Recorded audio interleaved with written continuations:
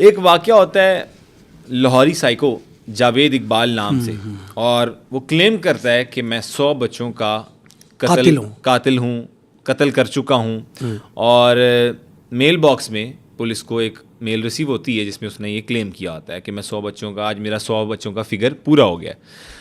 Sir ये क्या कहानी है और इसके पीछे क्या हकीकत है, ये भी जानने की ज़रा हमें तजस्सुस है, एक वो क्या कहते हैं ना, क्यूरियोसिटी है, ये बताइएगा लोगों को। देखिए, जावेद इकबाल का जो करैक्टर है ना लाहौर में, यस, वो पब्लिक के लिए इंटरेस्ट का बायस बना, दिलचस्पी का बायस था ना जी, कि 100 बच्चे। लेकिन ये पुलिस के लिए एक चैलेंज भी था और पुलिस के मुंह पे तमाचा भी था। चैलेंज इस सेंस में कि लाहौर में एक शख्स भले मखबूतुल आवास हो, वो 100 बच्चों को मारता है, 100 घराने तबाह करता है ना, 100 घराने तबाह करता है, पुलिस कुछ कर ही नहीं सकती, खामोश बैठी रहती है।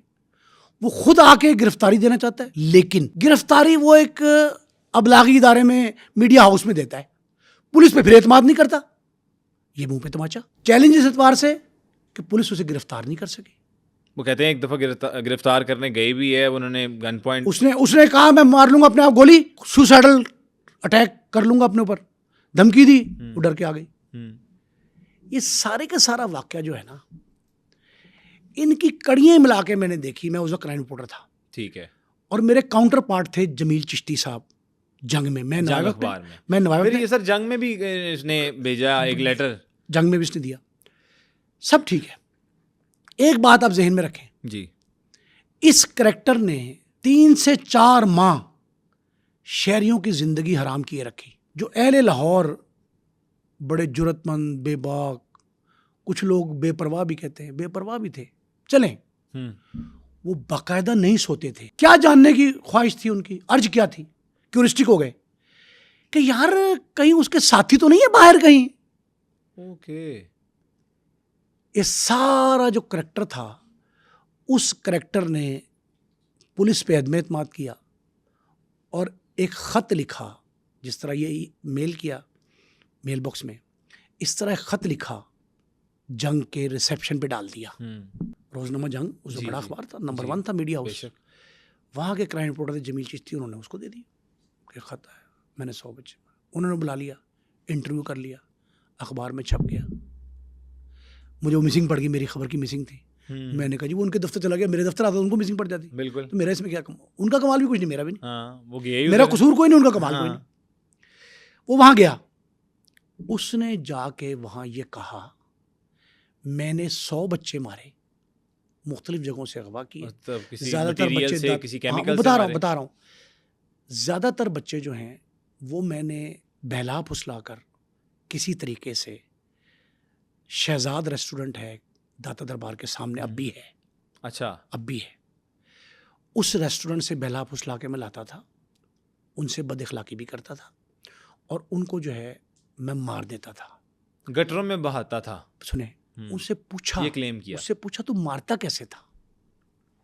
कहता है बाज़ औक़ात उनको नशावर चीज़ देता था और एक ड्रम था मेरे पास, जिस ड्रम में मैंने केमिकल का एक महलूल तैयार किया था, उसमें जला के मारता था या नाले में बहा देता था।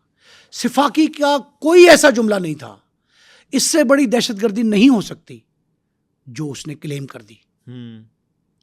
जब क्लेम कर दी तो उस इदारे के लिए ये बड़ी अजीब सी बात थी, बिल्कुल, कि हम क्या करें। अब लोग कई डर के भाग भी रहे थे, कुछ खौफजदा भी थे। पुलिस गिरफ्तार क्यों नहीं कर रही थी? पुलिस ने गिरफ्तार नहीं किया, उस इदारे ने फिर SSP लाहौर को फ़ोन किया, उन्होंने पुलिस भेजी, वो उसको अपनी तहवील में लेके आ गई। उसने अपनी सारी की सारी बातें दोहराई जो उसने अखबार के दफ्तर में कही थी। अखबार के दफ्तर ने अक्लमंदी ये की, उस वक्त इतना जदीद दौर नहीं था, कि उसको रिकॉर्ड कर लिया था। अच्छा, उन्होंने, पुलिस ने रिकॉर्ड भी मांगा, उन्होंने रिकॉर्ड भी दे दिया, उसको टैली किया, वो बातें मिल गई। कुछ बातों से वो मुकर गया, मौके पे नहीं, पुलिस के रूबरू, मौके पे नहीं।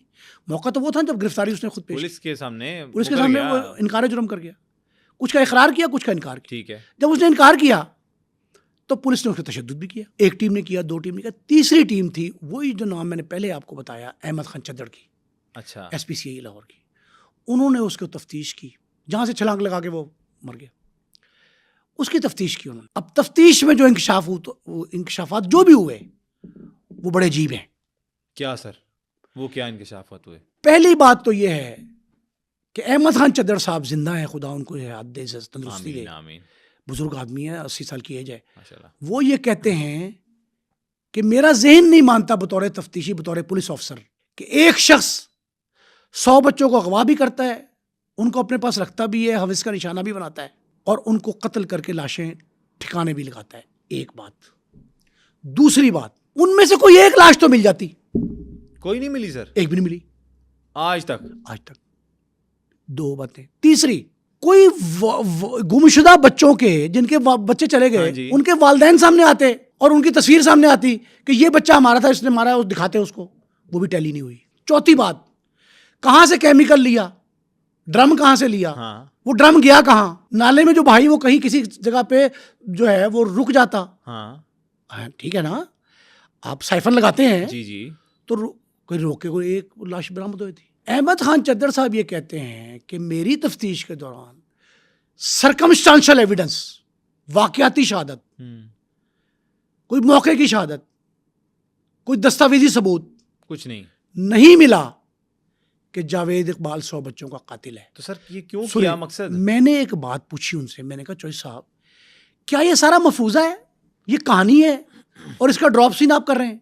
वो कहता जी, जिन लोगों के सामने ये क्लेम हुआ इसका, उनमें से किसी ने भी यकीन नहीं किया, ना पहली तफ्तीशी टीम ने, ना दूसरी तफ्तीशी टीम ने, ना उस अखबार की टीम ने, बस रिकॉर्ड कर लिया और चीजें देख ली। वो कह रहा है, देखें, किसी मुल्जिम का 161 यानी पुलिस के रूबरू बयान, 164 अदालत के रूबरू बयान, या रिकॉर्डिंग, आजकल आप पॉडकास्ट कर रहे हैं, आप रिकॉर्ड कर रहे हैं कोई चीज़, वो डाल दें, अदालत के लिए भी एडमिसिबल नहीं है जब तक वो कोलैबोरेट ना करे गवाहों की मौजूदगी में, ठीक है, वाकयाती शहादत से कोलैबोरेट ना करे, या अगर गोली चली है तो फोरेंसिक एक्सपर्ट उसके ग्रूव्स की मुताबिकत ना करे,